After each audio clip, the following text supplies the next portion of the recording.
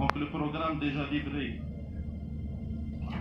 4500 dans les 839 qu'on va livrer aujourd'hui, répartis pratiquement dans tout le chef-lieu de la wilaya, sauf pour les 800 logements de Tirannif, réalisés par une entreprise Mzouri, une entreprise locale de la wilaya de Maaskar.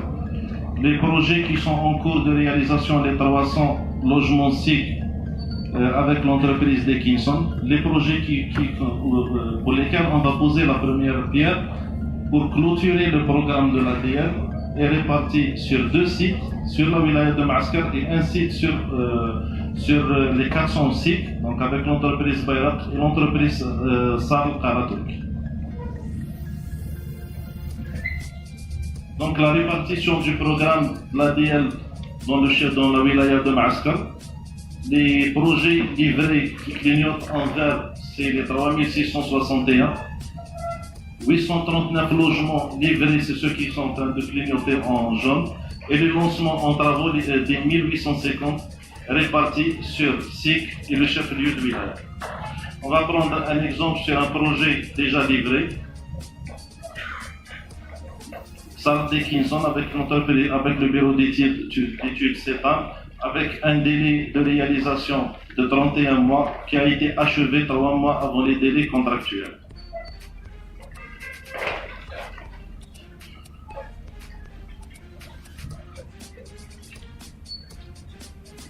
Donc c'est un programme qui a déjà été livré.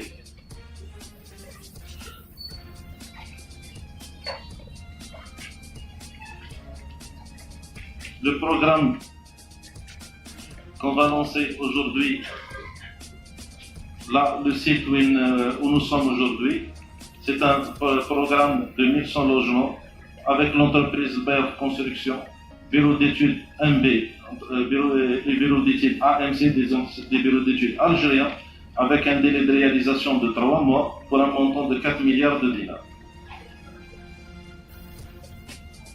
Les plans de masse des 1100 logements répartis sur 2 sites, les 700 et les 400. Donc on est parti sur des îlots ouverts pour épouser la morphologie du terrain. Nous restons dans la même instruction que vous avez donnée, Monsieur le Ministre, concernant l'élimination des locaux en bas des immeubles et réaliser des centres commerciaux qui sont implantés dans ce site ici et dans ce site ici. Donc comme ça, on élimine les locaux en bas des immeubles.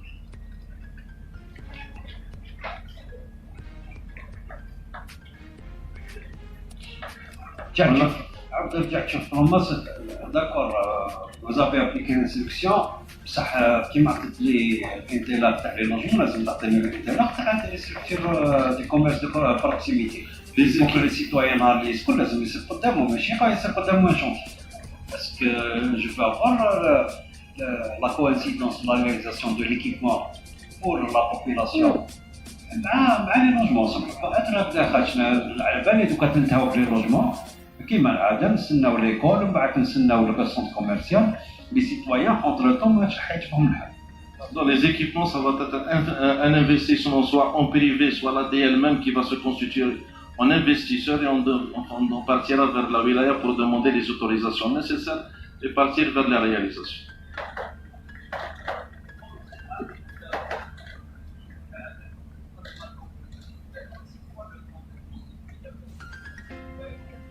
Oui, certes. Mais on va se partir vers les demandes des autorisations pour le prendre en charge.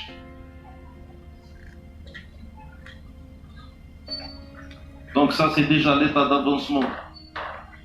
شكرا سيد المدير العام. سيد الوزير، هنا l'instructeur de sûreté هنايا لأنه 700 لوجمون براتيكمون سيتي نوفيل كومين هنايا، خاصة اللي يسمى اللوجمون راهم جايين ان بو ديزاكسي بارابور لا فيل.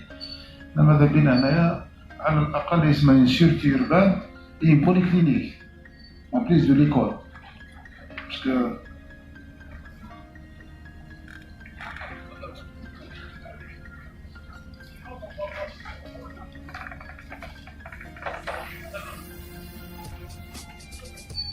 Donc ça, c'est déjà l'état d'avancement au niveau des projets qu'on a lancés dernièrement. Pour ces mêmes projets qu'on a ouvert le choix de site et la deuxième tranche pour les souscripteurs.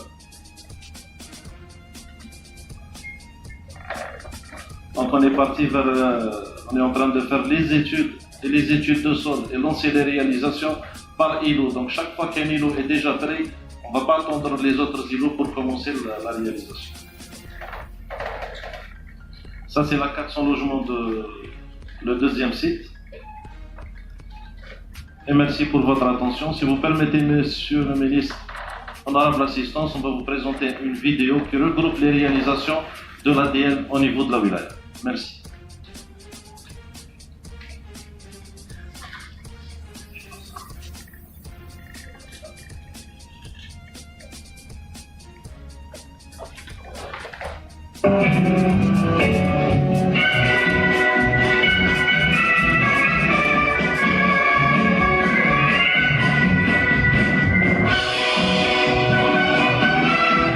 لأن السكن حق ولأن الدولة ضامن لحقوق المواطنين فإنها جعلته من أولوياتها فوضعت وزارة السكن والعمران والمدينة برامج سكنية هامة مع تسخير كل الإمكانيات لإنجازها.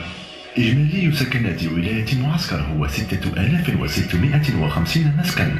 تم تسليم 3661 مسكنا موزعة كما يلي: مشروع إنجاز 750 مسكن في حي المحطة والمسلم كليا بعد تسليم 321 وحدة سكنية في سبتمبر 2019 ثم 267 وحدة سكنية في أوت 2020 وأخيرا 153 وحدة في نوفمبر 2020. مشروع 750 وحدة سكنية في سيدي عبد القادر بن جبار حيث وزعت 113 وحدة سكنية في سبتمبر 2019 ثم 673 في نوفمبر 2020.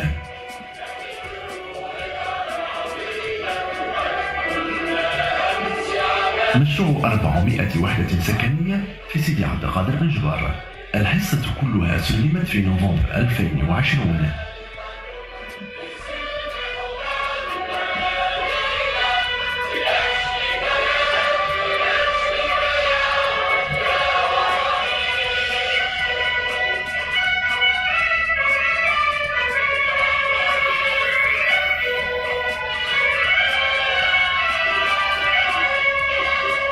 مشروع 1000 وحدة سكنية بالمدبر سلمت كل السكنات في نوفمبر 2020.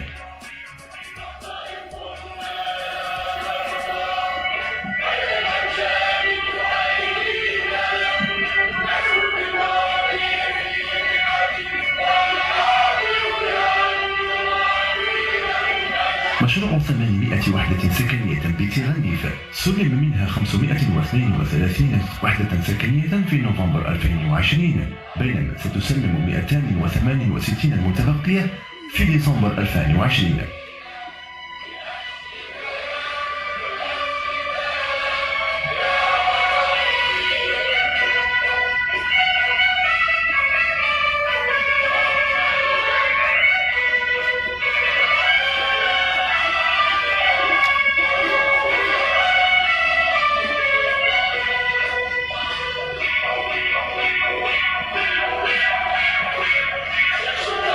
مشروع 400 وحدة سكنية بالمنطقة العاشرة سلمت منها 229 وحدة سكنية في نوفمبر 2020 بينما ستسلم 171 وحدة في ديسمبر من نفس السنة.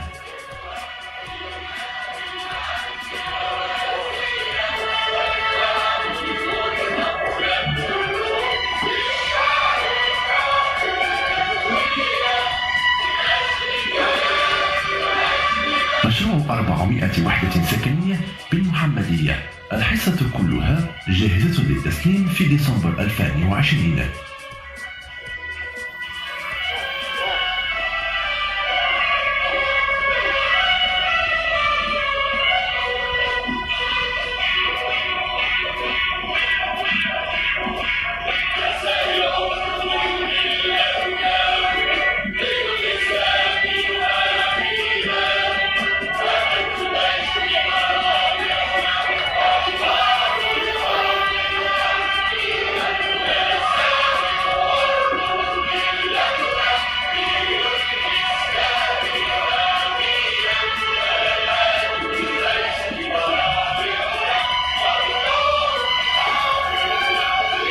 مشروع 1450 وحدة سكنية موزعة على منطقتين بولاية معسكر.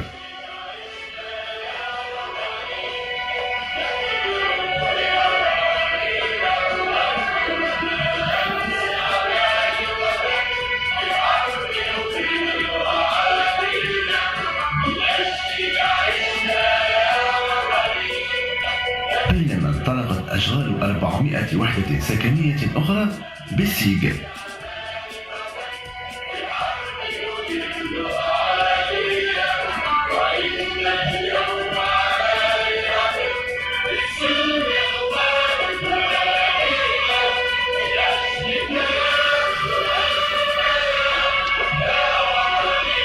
بينما تنطلق أشغال 300 وحدة جديدة في سيج.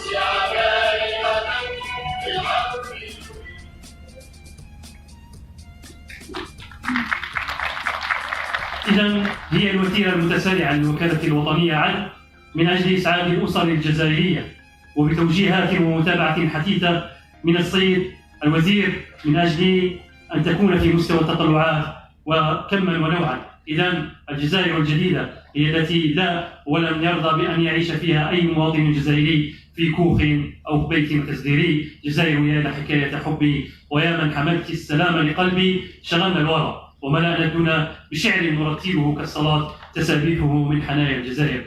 ندعو سيد الوزير أن يضع حجر الأساس، فليتفضل رفقة السلطات المحلية فليتفضلوا مشكورين.